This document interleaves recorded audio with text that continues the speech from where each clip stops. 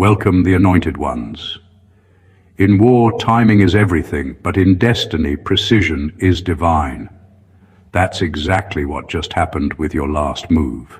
You didn't merely make a decision, you orchestrated a full-scale operation that has military analysts scratching their heads and spiritual forces taking notes.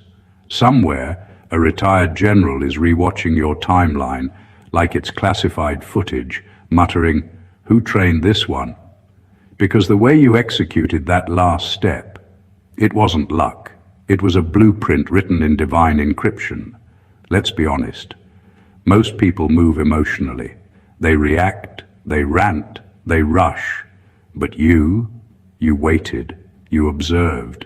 You let every chaotic noise burn itself out before you struck with precision so clean it looked accidental. That's the kind of move they call a black ops moment. Silent, surgical, and unforgettable. While others were broadcasting their plans, you were building an algorithm of outcomes, reading human behavior like encrypted code. And here's the wild part. Studies from modern intelligence circles confirm that 80% of successful missions aren't about strength or weapons.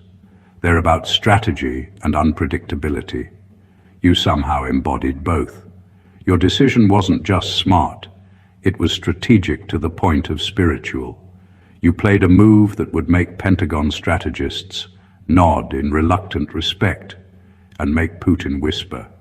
That's how you do it.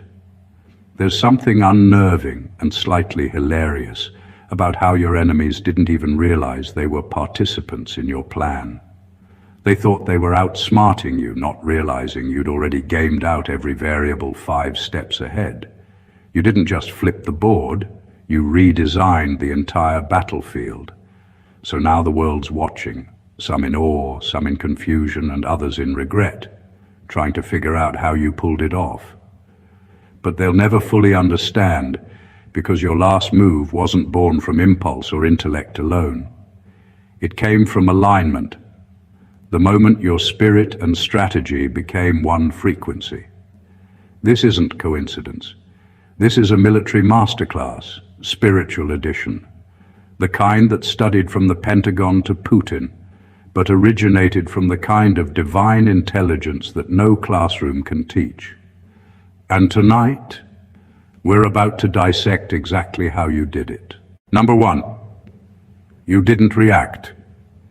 You executed a pre-calculated silence. That single decision rewrote the whole game.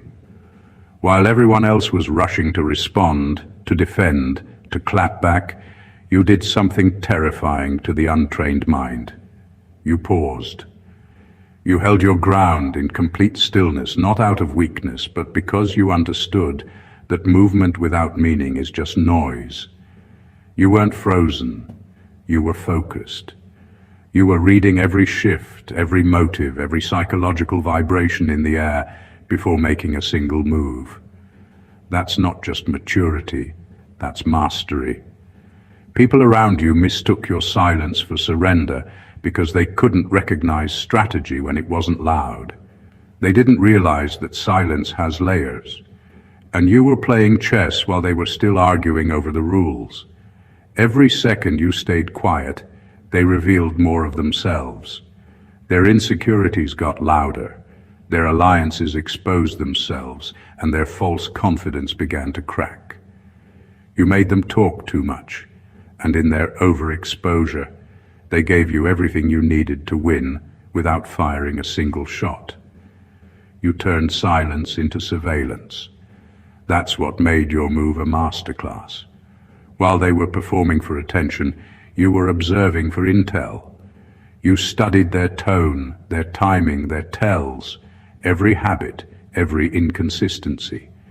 You gathered intelligence the way elite tacticians do, quietly, patiently, deliberately. The more they tried to provoke you, the more data you collected. You understood that reacting would waste energy, but restraining would multiply it. So, you waited until your words could cut with precision instead of emotion. Your stillness became the trap they walked into willingly. They mistook your lack of response for lack of awareness. They thought you were disconnected, but you were dissecting. They thought they were advancing, but you were allowing them to expose their blueprint. Then, when they least expected it, your silence ended with a single, perfectly timed action that undid months of their plotting. That's the difference between reacting and executing. Reacting comes from emotion, executing comes from understanding. And your silence was the loudest understanding they'd ever witnessed. You didn't just withhold words, you withheld access. You took control of the tempo, turned patience into power, and proved that restraint isn't weakness. It's high-level warfare disguised as calm. Number 2, you turned chaos into camouflage. While everyone else was trying to look composed, predictable, and in control, you allowed life's confusion to become your disguise. You didn't fight the storm, you blended with it. That's what made your strategy so genius. You understood something most people never learn. When everything looks chaotic, no one can trace your real intentions. You became unreadable, and that's the hardest position to attack. When people expected you to panic, you stayed unbothered. When they expected you to collapse, you adjusted. You didn't waste energy trying to explain your process to people who couldn't even grasp your perspective. You let things appear messy because you knew that within that mess was hidden order. Every unexpected turn, every unpredictable moment became a layer of protection around your purpose. While they were trying to calculate your next move, they couldn't even figure out which direction you were facing. That's what chaos does for a wise person. It conceals their growth until it's too late to stop it. Your life started moving in ways that made no sense to onlookers, and that was the beauty of it. Confusion became your cover. People wrote you off, thinking you'd lost control, but you had never been more strategic. You were letting uncertainty mislead your observers, while you built something too intricate for them to comprehend. The more unpredictable your journey looked, the more secure your mission became. No one attacks what they can't define. You made yourself unclassifiable, too calm for the critics, too complex for the copycats. What's truly remarkable is that you didn't resist the disorder, you redirected it. You learned how to turn what was meant to distract you into a defensive shield. That's a level of awareness that goes beyond intellect. That's intuition fused with discipline. You stopped chasing the illusion of control and started using unpredictability as your advantage. While others were trying to manage every variable, you learned to move with fluidity, adapting faster than they could react. By turning chaos into camouflage, you mastered invisibility in plain sight. You stopped needing to prove stability because your purpose didn't require performance. It required precision. That's how you outmaneuvered them. You didn't hide by running. You hid by being everywhere and nowhere at the same time. Number 3, you stopped playing the game and started studying the players. That's when everything shifted in your favor. Most people get trapped in the surface. They focus on winning rounds, arguments, or attention. But you went deeper. You stopped obsessing over outcomes and started observing human behavior. You realized that every person moves according to their programming. And if you can decode that programming, you can predict their next move before they even think of it. That's not manipulation. That's mastery. You stopped getting emotional about people's actions and started analyzing their patterns. You noticed that ego always reveals itself in repetition. The way someone celebrates, the way they lie, the way they compete. It's all data. You learned that people rarely change. They just hide their motives better. So, while others were distracted by performance, you were collecting information. You became a silent observer, not to judge, but to understand. That shift gave you a power that most people never develop. The power to stay 5 steps ahead without saying a word. Every betrayal became a study. Every argument became research. Every relationship, whether good or bad, became a masterclass in psychology. You stopped being shocked by people's behavior because you began to see the patterns behind it.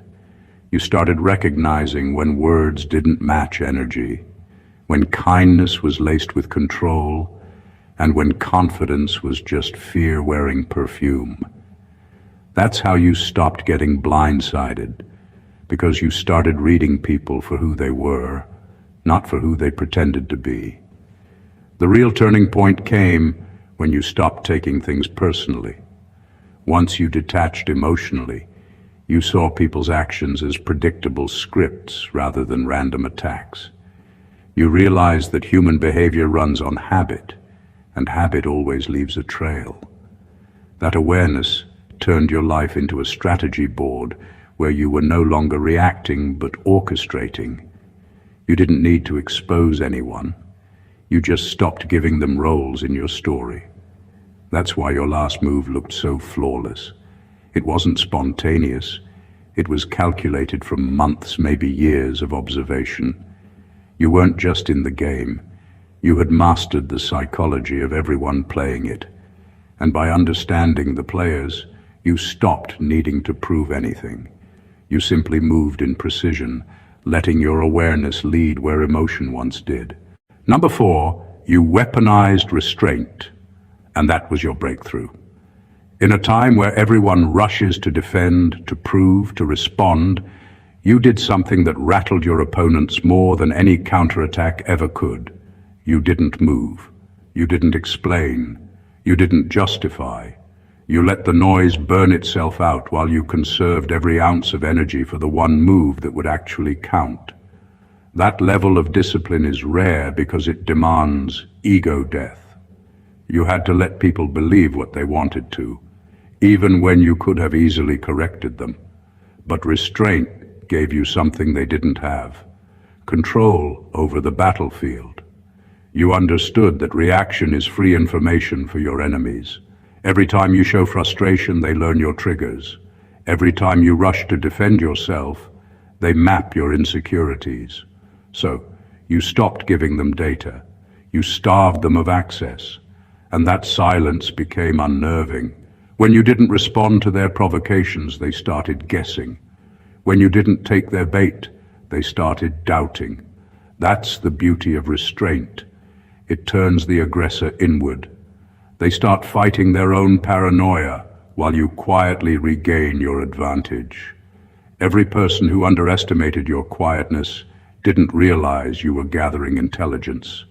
You watched them exhaust themselves, expose their loyalties, and reveal their desperation. You turned their impatience into confession. The more they tried to provoke you, the more they uncovered themselves. And while they mistook your stillness for weakness, you were timing your move with surgical precision. When you finally acted, it wasn't out of emotion. It was out of strategy. One action, one statement, one shift. And everything they built collapsed under its own instability. That's what restraint really is. Not suppression, but strategy. It's the art of conserving energy until it becomes unstoppable force. You didn't lose momentum by pausing, you gained clarity. You learned that you don't need to move every time something shakes you. Sometimes the most powerful thing you can do is stay still long enough to see who reveals themselves when you do nothing. You mastered the kind of patience that terrifies manipulators, the kind that studies instead of reacts. You turned waiting into warfare and silence into a sword. That's not weakness. That's genius in slow motion. Number 5, you let them think they won the skirmish, and that was the most brilliant psychological trap of all. You understood that the fastest way to expose arrogance is to feed it. So you did the unthinkable. You stepped back. You let them throw their punches, take their little victories, and parade around as if they'd conquered something. You didn't interrupt the performance. You knew the power of illusion, and you let them believe it. Because when ego takes the stage, it always performs past its own limit. You didn't lose the battle, you set it up so the war would win itself. Ego is the enemy's blindfold. Once someone believes they've outsmarted you, they stop evolving. They get sloppy. They stop watching their back because they think the story is over. That's where you had them. Your loss wasn't a failure. It was an invisibility cloak.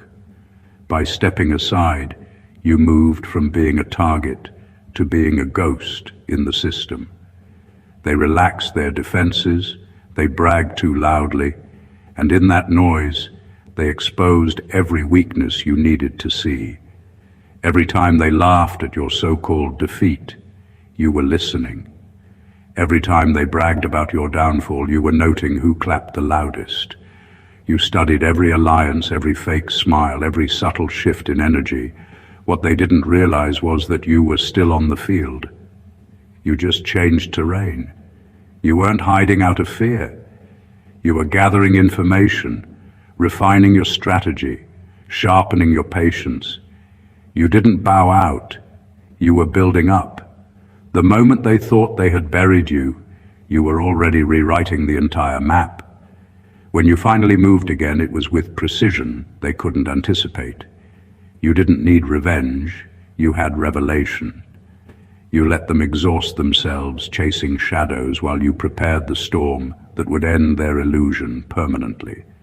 That's why when you finally acted, it wasn't loud or messy, it was decisive.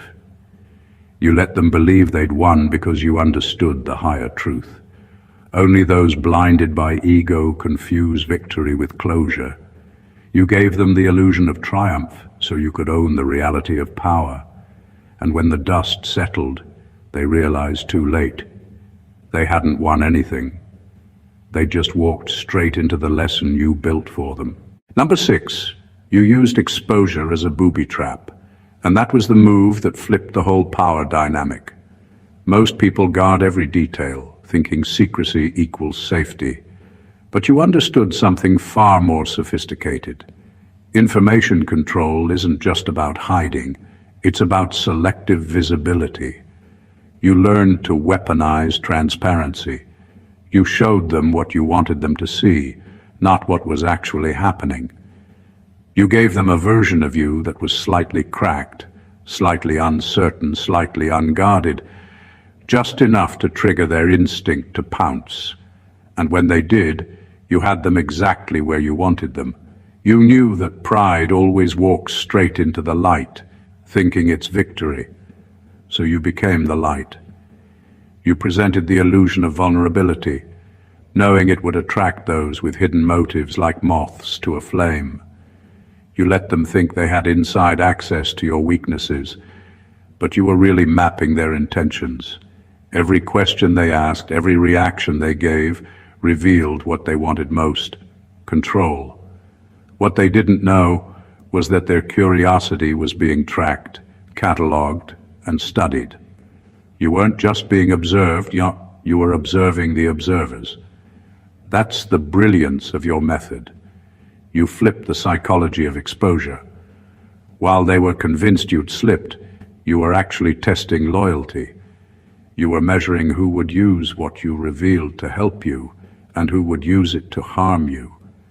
The moment they moved wrong, you didn't need confrontation. Their actions exposed them louder than words ever could. You didn't need to trap them physically. They trapped themselves by acting on false information. Every piece of truth you let them see was a setup for discernment. You created a stage where intentions couldn't hide. You made people show their cards by giving them a fake deck. That's high-level intelligence. To let someone believe they've gained the upper hand, only to realize they were never in the game at all. You turned exposure into execution. What looked like recklessness was actually precision. You weren't leaking weakness, you were filtering energy. You understood that control isn't about being unseen, it's about being unpredictably transparent. By mastering what you revealed and when, you made curiosity your weapon and deceit their undoing. Number 7, you mastered the art of energy redistribution, and that changed everything. You stopped letting emotions drain you and started using them as fuel. Where most people explode under pressure, you absorbed the impact, processed it, and turned it into propulsion. Every disappointment, every insult, every moment that tried to break you, you recycled it. You learned how to convert emotional heat into forward motion. That's not just strength, that's evolution. You stopped leaking energy and started investing it. Anger stopped being something that consumed you and became something that informed you. Instead of reacting out of rage, you began responding with reason. You turned emotional turbulence into tactical awareness, studying what triggered you and why. That's how you grew sharper. You realized that anger is just energy looking for direction, and if you give it a purpose, it becomes unstoppable. Pain stopped being a punishment and became a tool. It made you observe patterns, refine your judgment, and trust your instincts. You no longer wasted time fighting battles that didn't build you. Every strike against you became an upgrade to your discernment. Rejection stopped hurting the way it used to, because you saw it for what it really was. Redirection. Every time a door closed, it taught you how to build your own. Every time someone counted you out, it clarified who was never meant to count in. You used rejection like reconnaissance, gathering intel about what environments didn't deserve your energy. Instead of letting bitterness grow roots, you used it as compost for your next level. What's extraordinary is how natural your transformation became. You no longer needed external validation to feel powerful because you discovered internal circulation, the ability to generate strength from within. Where others wasted emotional ammunition on proving themselves, you used yours to refine your purpose. Every wound, instead of leaving you weaker, left you wiser. You turned emotional breakdowns into spiritual data points. That's what no military or system can replicate, the ability to take invisible pain and translate it into visible progress. You became your own power plant. Every emotion that once destabilized you now fuels you. That's mastery in motion, not avoiding emotion, but redirecting it until every loss becomes an asset and every scar becomes strategy. Number 8, you made predictability impossible, and that was your greatest power move. You stopped moving in straight lines, the kind that people can study, anticipate, or mirror. One day you were calm and calculating, and the next you were unstoppable and untraceable. You became fluid, never staying in one version of yourself long enough for anyone to define you. That's what threw everyone off balance. They couldn't prepare for you because you kept rewriting your own algorithm. Every time they thought they had you figured out, you shifted frequencies. You became a moving paradox, structured yet spontaneous, peaceful yet powerful, quiet yet commanding. You stopped living in patterns because you understood that patterns are prisons for the predictable. Most people are easy to control because they're consistent in their habits, their reactions, their weaknesses. But you evolved beyond that. You learned to move according to alignment, not routine. Your steps became guided by insight, not impulse. You weren't rebelling, you were adapting, moving faster than their analysis could track. When they thought you were retreating, you were regenerating. When they thought you were done, you were transforming. That kind of unpredictability isn't chaos, it's higher intelligence at work.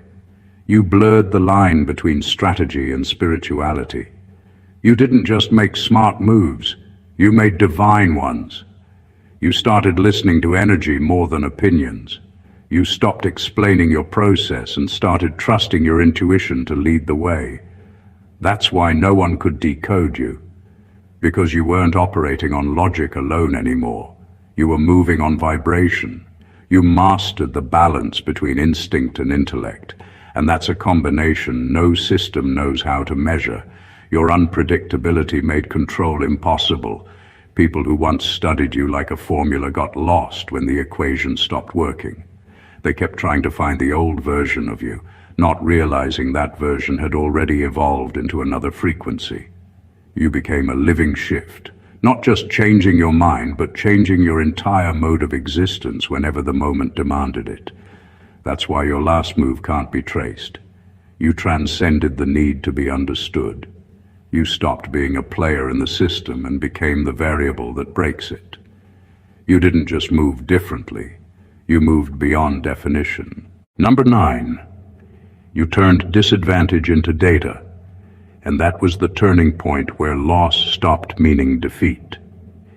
Every time you were outnumbered, dismissed, or pushed into a corner, you didn't crumble, you studied.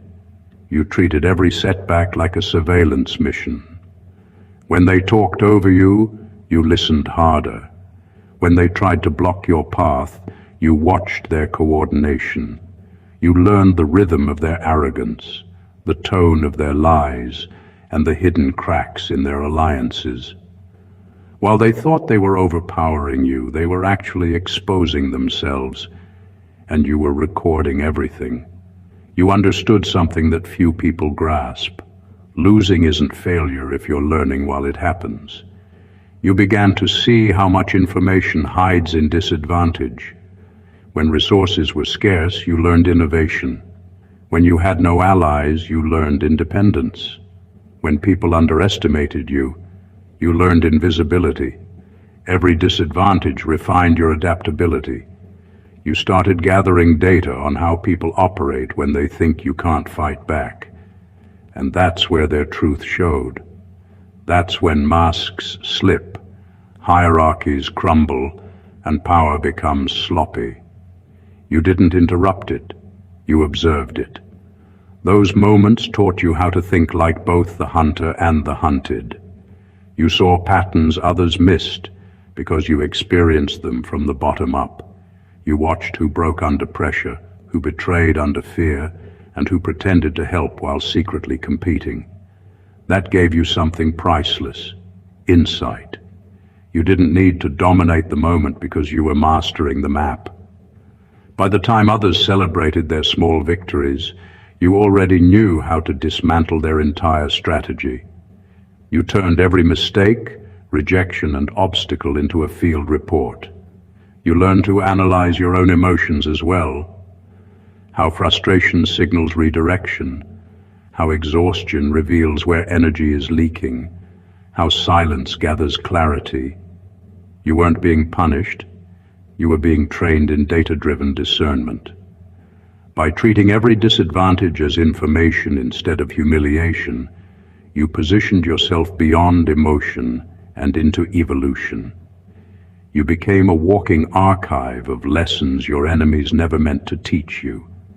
And that's why your comeback felt like prophecy, not coincidence, because your victories weren't improvised.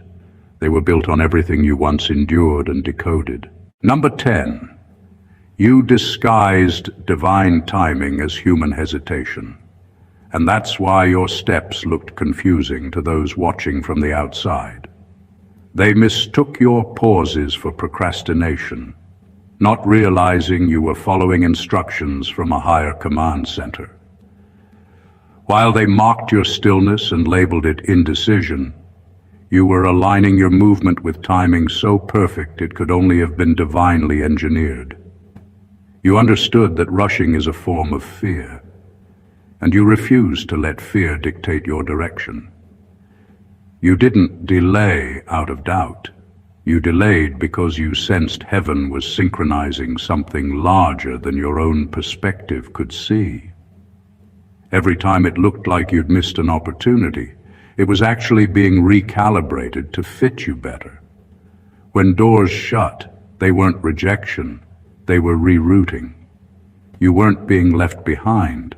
You were being held back until the environment matched your vibration. That's what divine timing really is.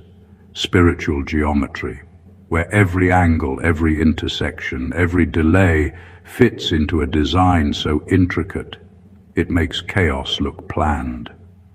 You were moving in rhythm, with a force that doesn't rush, because what's eternal never hurries. Your enemies read your patience as hesitation, but they didn't know that hesitation can be holy. You weren't frozen, you were filtering. You were checking the spiritual weather, sensing when the atmosphere was favorable for breakthrough and when it wasn't. While they were forcing outcomes, you were waiting for clearance. And when your moment finally came, it wasn't random, it was synchronized. Everything that once felt delayed suddenly made perfect sense. That's what separates divine strategy from human ambition. Ambition moves by impulse, strategy moves by instruction. You weren't guessing your way forward, you were guided. You trusted that what seems like too late in human time is often right on cue in divine order. You mastered the discipline of stillness in a world that worships speed.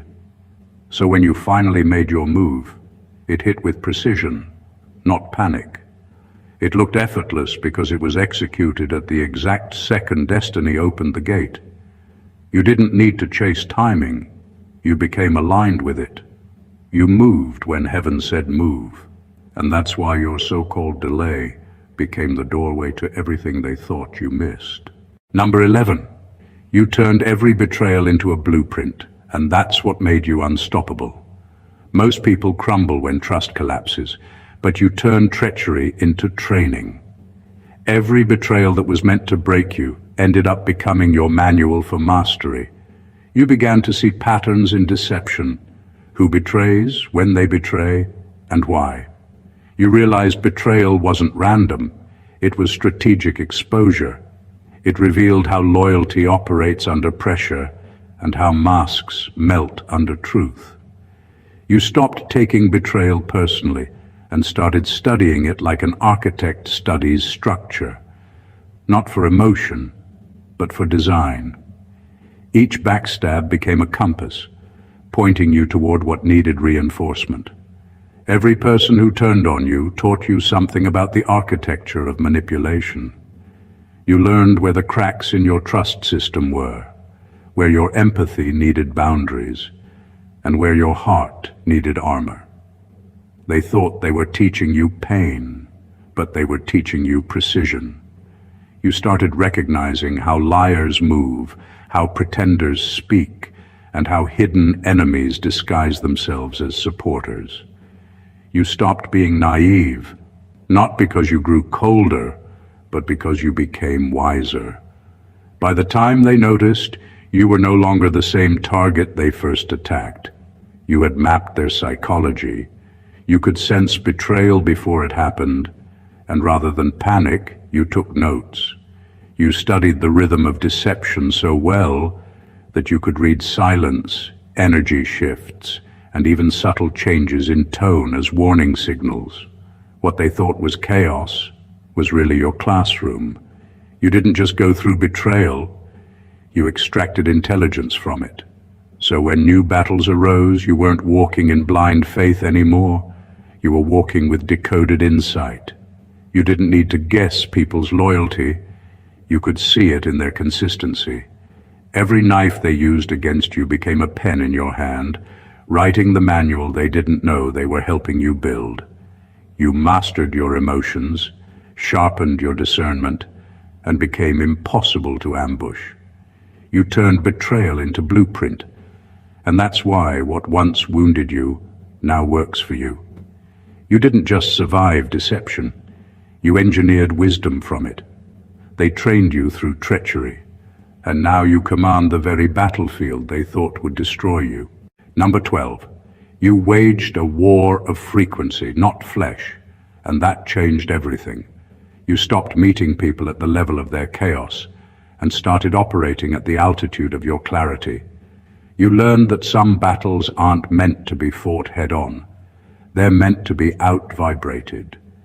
Instead of swinging back, you started soaring higher. You discovered that peace wasn't weakness.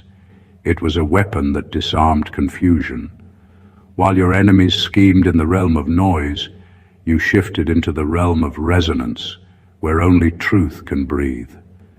You understood that energy doesn't lie. Every intention, every thought, every word carries a vibration, and once you elevated yours, you became untouchable. They couldn't track you anymore because they were tuned to a lower frequency. The insults bounced off. The manipulation lost access. The warfare that used to drain you couldn't even locate you. You stopped reacting, and in that stillness, your power multiplied. What they mistook for indifference was actually spiritual superiority, not in ego, but in evolution. While they used gossip as their ammunition, you used silence as your strategy. While they fought to be seen, you fought to stay aligned. You realized that true power doesn't scream, it radiates.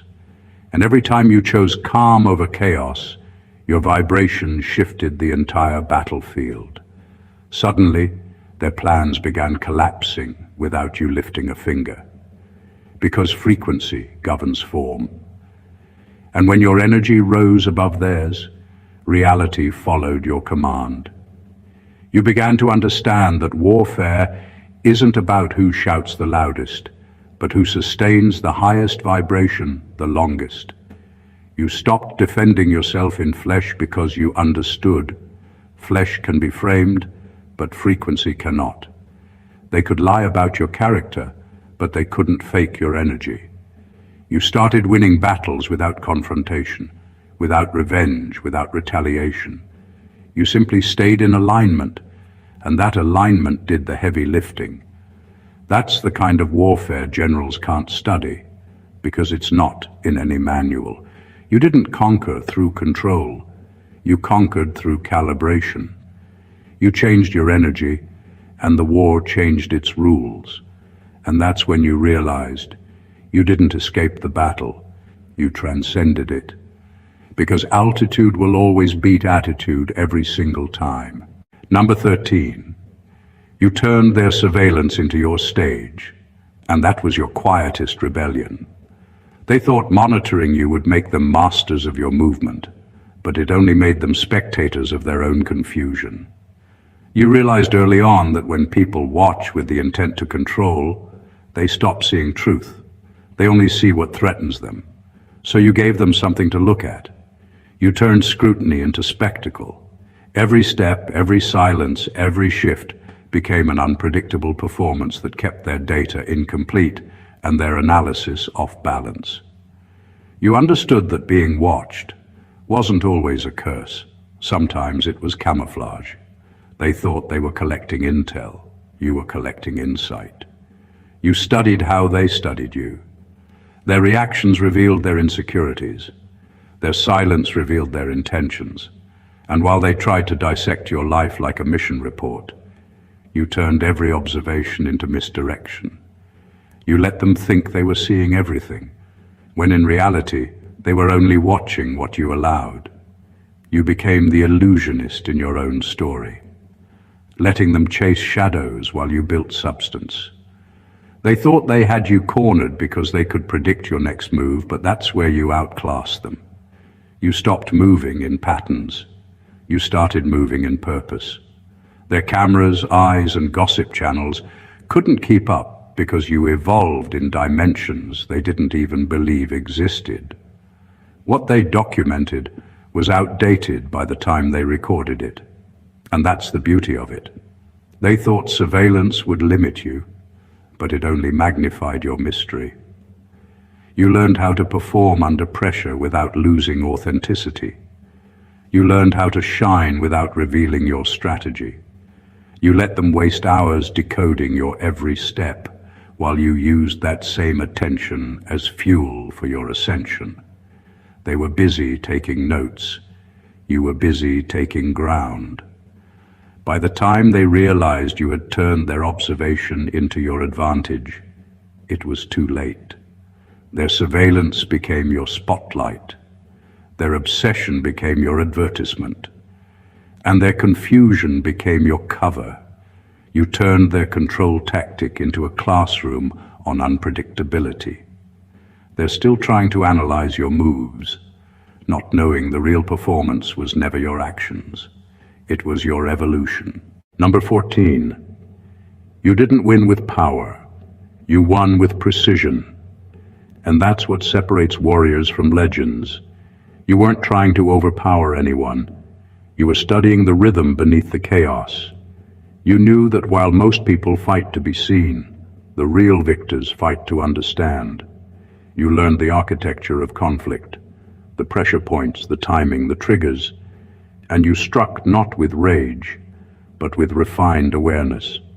Your final move wasn't explosive, it was exact. It didn't need to be loud, because true precision doesn't announce itself. It executes with elegance. You discovered that brute force is for those who lack insight. Anyone can throw punches, but few can place them where they matter. You realized that noise wins moments, but accuracy wins wars. While they bragged about strength, you quietly refined your aim. You stopped reacting emotionally and started responding intelligently.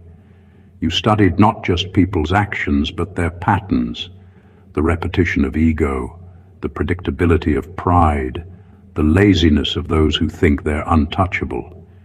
You didn't have to overpower them, you simply had to outthink them. Every delay, every betrayal, every attempt to corner you became part of your calibration process. You learned how to move with minimal effort but maximum effect. When you finally made your move, it looked effortless, but only because your precision was perfected in silence. You hit the exact weak spot in the structure, the one they didn't even know existed, and when the system collapsed, everyone thought it was sudden. But it wasn't. It was surgical timing, strategic restraint, divine geometry in motion. Your victory didn't come from domination. It came from discipline. You didn't crush your enemies. You made them collapse under the weight of their own miscalculations. You didn't need to scream your power. You demonstrated it through accuracy. You won not by overpowering the opposition, but by mastering yourself. That's what makes your triumph unsettling. It wasn't fueled by ego, but by evolution. You didn't just win the battle. You rewrote how the war is fought. Your win is now a blueprint, a quiet warning to every system that mistook your calm for weakness. Because in a world obsessed with power plays, you proved that precision, spiritual, mental, and emotional, is the highest form of dominance. At this point, it's clear. Your last move wasn't luck. It was legacy. You didn't stumble into brilliance. You engineered it with divine intelligence, spiritual discipline, and relentless awareness. Every step you took was a calculated echo of something higher guiding your path. You weren't just moving pieces on a board. You were rewriting the laws of strategy itself. Every pause, every setback, every silence had a reason. Every delay was divine design. What looked like waiting was weaponizing. What looked like defeat was data collection. What looked like isolation was initiation. You became the kind of force no army can train for and no algorithm can predict. Your warfare wasn't carnal, it was cosmic. You fought not with fists, but with frequencies. You learned that true power doesn't shout, it signals. You didn't just play the game, you changed its dimensions. You taught everyone watching that mastery isn't about movement, it's about meaning. You didn't crush enemies, you outgrew them. You didn't retaliate, you recalibrated. You didn't win by overpowering, you won by out-evolving. And that's why the world is still trying to decode you. While they used surveillance, gossip, and deception, You turned every tactic into theater.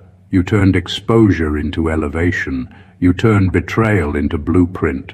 You turned timing into divine choreography. You made the battlefield your classroom and every attack your revelation. You understood what few ever will, that the true art of war is self-mastery.